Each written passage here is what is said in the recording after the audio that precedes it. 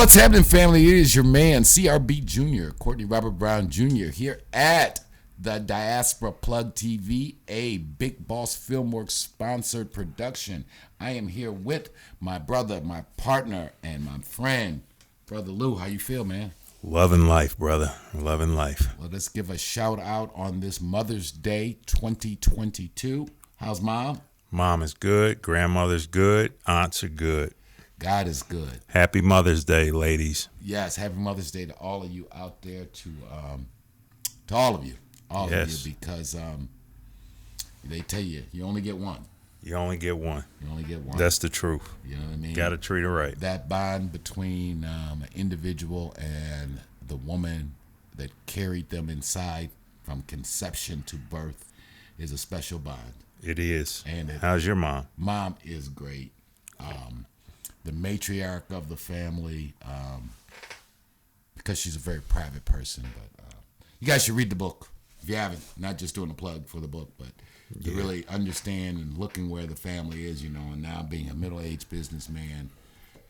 And that book we're speaking about is Motown Mafia, Memoirs of a Kingpin's Kid, written by yours truly, also produced by yours truly, Mr. Stevens. The dad grew famous in the notoriety for what he did with Eddie, with the Fat Man. Right. But, it was Mom's strategic thinking. She's a hero of the story, She really. is the hero of the story. Her long-term thinking, going back to school, educating herself, getting degrees, putting the family in a position to go legitimate. She was the architect. Yes. Of so many. Of the future of the Brown family. Yeah. She and we'll get to another episode. We're going to talk about other women matriarchs that Hollywood has been covering. But today, on this Mother's Day, we want to give out a rest in peace to a brother, Kevin Samuels. Yeah, rest in peace. So, Lou, you turned me on to Kevin about maybe a year and a half, maybe 2 years ago. Right. Yeah. So for any of you who don't know, but if you follow us on YouTube, then that means, and by the way, please hit that like, share, and subscribe button and that notification bell. Right below. So it really helps the algorithm, helps the channel grow, helps us allow. Yeah. And definitely your comments. Always love and appreciate you guys' comment. Thank you. But so you introduced me to Kevin Samuels. Yes. He had already kind of got famous. Well, backstory. Kevin had started off doing content geared towards men. Actually. Right. Like similar to like Tariq when he first, made his entree-vu. Right. And when you say Tariq, you're talking about Tariq Nasheed, of Hidden Colors fame. Yeah, of Hidden Colors fame. Because he had wrote a couple books and did. What was it? Mac Lessons. Mac Lessons and things of that nature. Well, Kevin was kind of doing a similar kind of content. Yes. His station was struggling a little bit. Yeah. He decided to pivot, and as far as his relationship advice, kind of start giving it to sisters as opposed to brothers, and really start chiming in on a lot of this sex war that seems to be it's really disturbing between the black man and the black woman. And just to be honest, he started bringing attention to a lot of the dysfunction that is existing in our community concerning how our men and our women are now relating to each other, and how different it is than it was just a few years ago. How this generation on a bunch of different levels without going all down in it. Yeah. But he had a woman on his show, and he had this little thing where he used to ask women, rank yourself on a scale of 1 to 10. 1 to 10. You can't use 7. Right. And this led to there was a lot of backlash about this. So this sister, I guess, gave herself like an 8 or something. I think that's a little better there. Yeah. Gave herself like a 8 or something, and he was like, "You're average at best." Right. And the video went absolutely bonkers. Oh no, yeah, exactly. It went bananas. I mean, like right after I saw it, I said, "Oh yeah, Courtney has to see this video." I mean, I said, I can't believe he got away with saying that, and then I mean, it just snowballed, right? It just became a blew thing. up. Yeah, I mean, I don't know how many millions of views that average at best got. It's that one video. We talk about it. Yeah. Like there's that one thing that you're gonna say. Tipping point. Right, the tipping point. That's gonna define the trajectory of your career doing whatever you're doing in the content creation business. Yeah. And that average at best launched him to national recognition. He ended up, of course, then from there he was going to be on Vlad, The Breakfast Club, and movies, videos. But he just passed a couple days ago. Passed heart disease. They say. Was that what it was? Yeah. They say it was some sort of heart attack. Oh, one moment. We got cousin Ron here. All right. Sorry, family. Cousin Ryan. No worries. I'm taping now, but I'm at the shop. All right. So, excuse me, family. Business. You know, when you're an entrepreneur, it never. The money never sleeps. The money never sleeps. But so that brought him into national recognition. Mm-hmm. His show blew up. Subscribership went million plus. Yes. All that stuff. But with that came the scrutiny.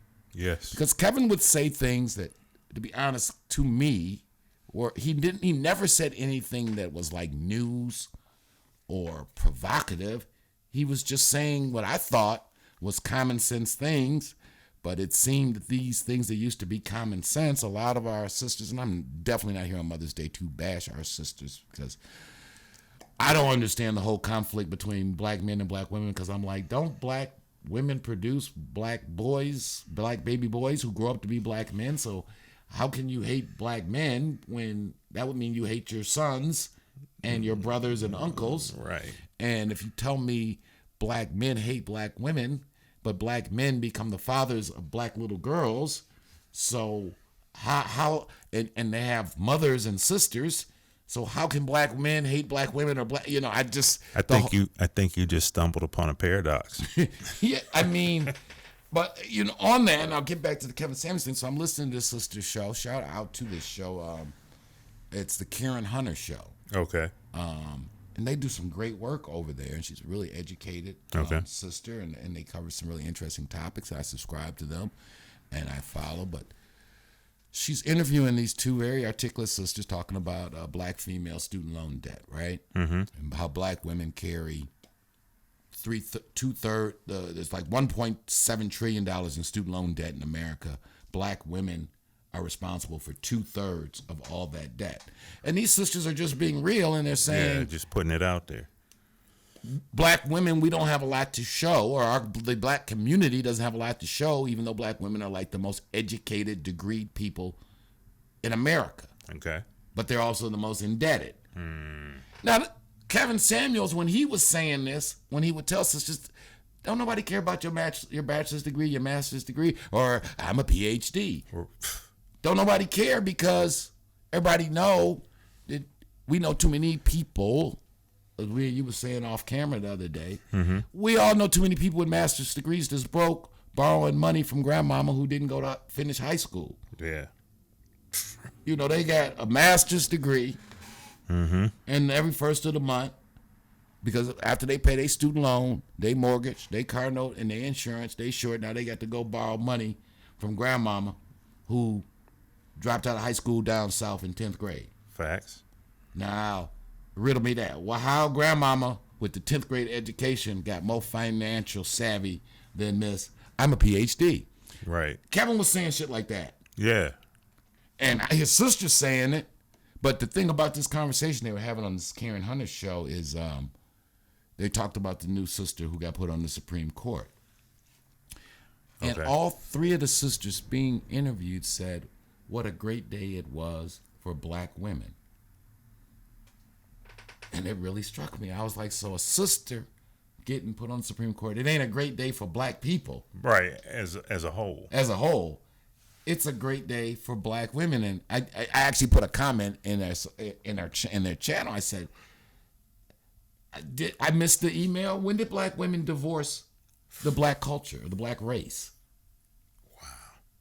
Yeah, and they said it like so nonchalantly, like, "Oh, this is a great day for black women," as if now when a black woman accomplishes something great, it is not good for the entire black community. And I thought about if a black man said something like that, if a brother accomplished something. But men, we don't even think like that. To Right. say this is a great day for black men, no, we'd say this is a great day for black people. folks. When Obama was elected, Right. It was if a black man would have said, "Oh, this is a great day. We got our first black man president, and this is a great day for black men in America," people would have said, "What are you talking about? Right. He's got a wife, got a black wife, got black daughters. Mm-hmm. It's got to be a great day for black people, right? As a whole. As a whole." Right. So Kevin was bringing out that kind of stuff. Yeah. And it was making a lot of people uncomfortable. Feel a certain type of way.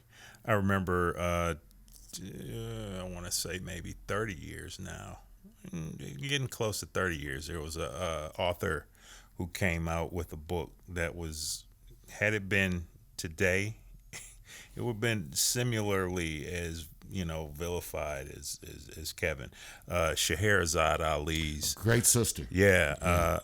Black Man's Guide to Understanding the Black Woman. Yes. Yeah, intense read. If you get a chance, check it out. And she did a companion to it, The Black Woman's Guide to Understanding the Black Man. Great book. She made a lot of people uncomfortable in her day with that literature. Again, just saying things again, I be just feeling, I guess it's like my age is showing. I'd be like, so when somebody says, you're a woman, you're 30 years old, you say you want children, well, mathematically, over a third of your life is over. Right. Where did this wait till you get 30, 35 to have kids shit come from? And does it make any sense? Right. That the business of getting on with your life, maybe people, without getting way off topic, Chuck D from Public Enemy had said something a while ago, and I found it fascinating about how they've geared society for people to grow up late now. They don't want people to even grow up until they're in their 30s. Arrested development. Because, if you live to be 90, when you reach 30, that would mean 1/3 of your life is over. That's right. Life expectancy is not 90. Life expectancy, I think, for women now is maybe in the late 70s. Men, maybe mid 70s. So yeah, at 25, you're at a third. Yeah. At 50, you're over. You're halftime's been over. Halftime's been over. That's right. Okay. And this thing he was saying is leading to, we be joking, and we saw it in our apparel days. Lou ran the point on a lot of the family's retail operations. When we start seeing grandmothers, mothers, and granddaughters all buying the same outfits, going to the same clubs, and chasing the same dude. And how and when did grandmom go from being the pillar of stability in the family to now grandmom's twerking like her granddaughter? Yeah, it's a shame. So he was bringing up a lot of this stuff. A lot of sisters and some brothers were feeling some kind of way. Yeah. Because what's that word he used? Simp or something like that? Yeah, simping. What can you help? See, who'll be knowing this stuff? I don't be knowing this stuff. I tell you guys, I missed a lot as I was outside running around. Simp is basically like a trick. Like, he'll do pretty much anything. You know what I'm saying? Like, he'll just a suck up type of deal. Okay. Well, that's different than a trick. Well, a trick is a trick, but how could I put it? I think I know what you're saying. Yeah, you think you can. Yeah, it's like subservience, basically. So subservience. Okay. Yeah, get collegiate with it. Yeah, subservience. Okay. Because I always subscribe to the Teddy Riley view on life. I'm not into tricking. I'm into treating, but I ain't into treating every trick that I'm meeting. You know what I mean? Buying little guy and girls little trinkets. Oh, yeah. Why not? Okay, so Kevin was hard on the simp or the subservient male. Well, what do you call them? The Omegas, or the what do you call them? because Alpha males. You had the alpha males, but no, the opposite of the alpha male is I Zeta saw, male or something. right? Yeah, he's like you avoid conflict at all times, and you don't want to make any waves. I saw this post he did like about a year ago or something like that. So yeah, he did come for the simp or the. So so me and this, there's all kind of words they use now that people have used to describe me, misogynistic, chauvinist. I'm not any of those things. I'm just a regular black guy from Detroit that was raised with people from down south with regular down south kind of moral compass. Yeah. So as 90% of us fellas up here. Right, that men are men and women are women and women gonna be women and men gonna be men and old school, and it just is what it is. Old school, and those are important, and family is important, but a lot of this stuff in the new world, Kevin was pushing back on some of the new agendas that seem to be in our society and in our culture. He got a lot of pushback about it. He was also saving a lot of relationships. There were a lot, on the flip side, there were a lot of people who were credited him with saving their relationships. He'd say, well, no, a guy I know, he says, if it hadn't been for you, my wife, a friend of mine, I'll keep his name out of it, but he said, I wouldn't have met my wife if it hadn't have been for him. Yeah, and I'll be honest, because, I'll just put it out there, whether I'm going to Africa or the Dominican Republic, because you'd be like, some of the conversations that I be having nowadays with our beloved Nubian queens, I just be like, huh? Yeah. And God is good, I got $2, but I'd be like, I give you my money for why? I mean, but it was making people feel some kind of way when he would say so, because the thing was, he would this high value man thing, right? Right. And he was like, so if you average, sister, what's wrong with having an average man? Don't that make sense? Yeah. That average get together with average and then go try to build a nice life together? But you average, but you say you need an above average man, and okay, we'll roll with that. But then he would be like, so you want to pay significant bills? Unfortunately, a lot of sisters say no. So you don't want to work. You got kids already? And unfortunately, or for whatever it is, what it is, a lot of sisters be like, yeah, I got 2 or I got 3. Right. And he'd be like, same father? And they'd be like, no, two kids, 2 different baby daddies. And he'd be like, so you suggest that a brother making $200,000 a year, no kids, got his shit together, that you're his best option, and that he should marry you. And now this the kind of stuff sisters been saying for 1,000 years about bum Negroes. Yeah. It just be like, you'd be like, or that you would tell your sister or your daughter, be like, he's probably not the best option. That's right. You say he got 3 baby mamas, he ain't working, yada yada yada. Baby, you can do better. Right. Because life is You're serious. gonna by nature say that. You're gonna by nature say that. Yeah. And all he was saying, and then when he would ask sometimes, sisters, you got sons? And they'd be like, yeah. And he'd be like, would you tell your son to marry you? And it would just go crickets, right? Because then it became home because they love their sons. And he'd be like, so if all things be equal and your son came to you with a female with your exact situation, what would you tell your son? Would you say, yes, you should marry her with 3 baby daddies, and you should allow her not to work, and you should invest your life into that situation? So, and again, I'm not trying to be one-sided, but I'm just trying to so his archives will live on, right? Yeah, no question about it.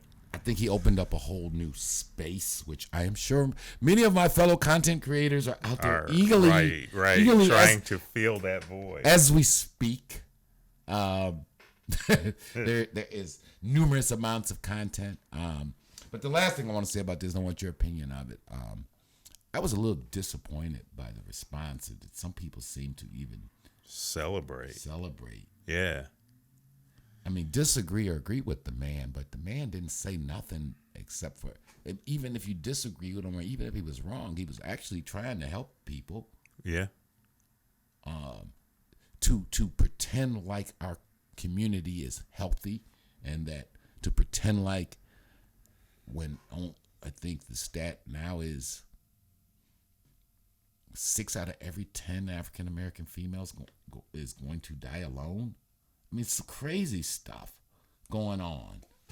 You know, 70% of black little boys and girls now being brought up in single family homes. That he was just calling out with anybody. No other culture it has a baby mama culture, Right. and baby daddy culture. Right. It can happen, and shit does happen, but it can't become the norm. And you know, him saying that made a lot of people uncomfortable. Yeah. And whether you agree, and I'm not saying, I'm not making an opinion, but at least I think people should have been thankful, gave him credit for at least bringing the conversation out. Yeah, I agree. I mean, you know, you might dispute his methods. You know, you may say he's harsh or whatnot, but sometimes the truth isn't pretty. And sometimes you have to overstate things to get your point across. You He was have in to. the entertainment business. I do it. Every other content creator, Yeah, Hollywood does it. Right. We deal in sometimes to stretch To our get words. my point across. To stretch the words to get exactly. Yeah. And he did that. He said things that he knew sometimes would be inciting emotions, but he was doing it to make a point, to really force people to think about. Yeah. You know, when he would put the little meow, like you're gonna die alone with your cat. Or when they would, the thing that he used to do, they start talking crazy, and he'd put on taps, dun dun dun, and he'd do that salute. that shit was hilarious. He was he had a sense of humor though. He did. He had a sense did. of humor. He'd put on taps, dun dun dun. Oh man, but yeah, I mean, gotta give credit where credit is. The guy created a whole space. Yeah. He brought there in his space that he created will go on long after him. Long after. There's some people out there, they call themselves the Manosphere or something that's out there. A bunch of other content Yeah, I've creators. seen some of their content too. You know, I'm not really into all that. You know, if you get Mind Right, Money Right, getting off zero, we believe that, of course. Shout out to Ray Tatum down in Atlanta. You know, for brothers and sisters, if you get your mind right, you then get your money right, and a lot of the problems we got are solved. And it's so much easier to work on those kind of things once one's mind and money are made right. So, R.I.P. to Kevin Samuels, man. R.I.P.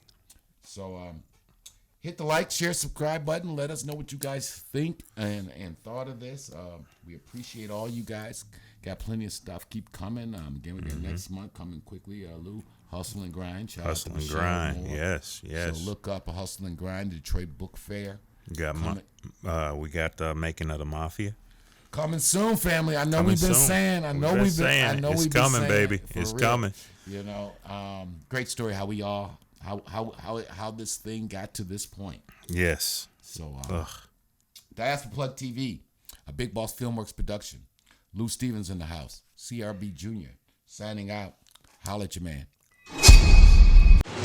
What's happening, family? It's your man, Courtney Robert Brown Jr. Still live, West Africa, Dakar, Senegal. We're here to talk about a little bit today, which was our follow-up project after we had came out with the award-winning book, Motown Mafia, Memoirs of a Kingpin's Kid. I don't know if everyone knows, but we actually did another book that wasn't related to the story of my father and Eddie, and that was Mind Right, Money Right. It was kind of our way of giving back. I wanted to share some of the insights and some things that allowed me to have the business success I've had, and how that came from, because it's all about exposure, family. You know, when you think bigger, when you've seen bigger, you think bigger. When you know better, you do better. So as I'm sitting here in West Africa, chapter 1 in this book is called When We Were Kings. And I don't know, for you, a lot of people out there, family, may not know that by academia, by schooling, I am a historian. So I've always had a great interest in where I am, where I come from, and what I'm about. You know, in fact, just recently, I took that ancestry.com test. They send you a little kit, and you send them a little saliva sample, and they can actually tell you, family, where you come from here. So, like, I'm 60% Nigerian, a little bit from Ghana, a little bit from what is now Angola. So, because I think, you know, we talk about in this chapter, When We Were Kings, if we understood that every African American has a cousin and family member here on the continent of Africa, likely in South America, if the brothers and sisters here in Africa understood that they got cousins, we'd put this thing together and we'd be getting money together. And once we figure out that whether you're in South Carolina or Senegal, where I'm at, we're all in the same boat together. So, you know, I was reviewing the book, When We Were Kings. You know, we talk about the black man Mansa Musa was the richest man that the world has ever known, and that's according to Forbes magazine, right? So if you're not hip on Mansa Musa, Google up that name. His empire was right here where I'm sitting now. And just to kind of inspire you, because it wasn't that long ago that a black man was king of this land and controlled the world's controlled the world's gold, silver, salt, and was regarded as he was the richest man of his time and the richest man the world has ever known. And if we understood that we come from kings, that's not just something that the Hotep brothers and sisters be saying, but it's the truth. So we can all do a little bit better. But in these times we live now, man, with all this going on, you know, this George Floyd thing, the police shooting us, the things and struggles that's going over here on the continent, and really just we as people of color all over the world, the situation we find ourselves in. You know, get this book a read, man. I'm not just saying as a plug. In fact, I think I'm going to do a little promotion when I get back, really make it accessible. It'll give you some real insights to really be able to connect the dots. So that's Getting Off Zero, named after Brother Ray Tatum's company down in Atlanta. You know, we hooked up about, that was in 2007, and Big Boss Filmworks and Getting Off Zero have been doing business together ever since. And our theory is simply this, brothers and sisters. If you get your mind right, you'll get your money right. And once you get your money right, you can come enjoy some of this beautiful thing that we call planet Earth. So holla at your man. Again, 10-year anniversary of Big Boss Filmworks. We are really, really happy and proud. We thank you guys so much. Check out our catalog. Getting Off Zero, Mind Right, Money Right. You want more of the real intel, detailed stories on how Pops and Eddie Jackson, the Fat Man, put it down in the 70s. Pick up the book, Motown Mafia, Memoirs of a Kingpin's Kid. You got Amazon.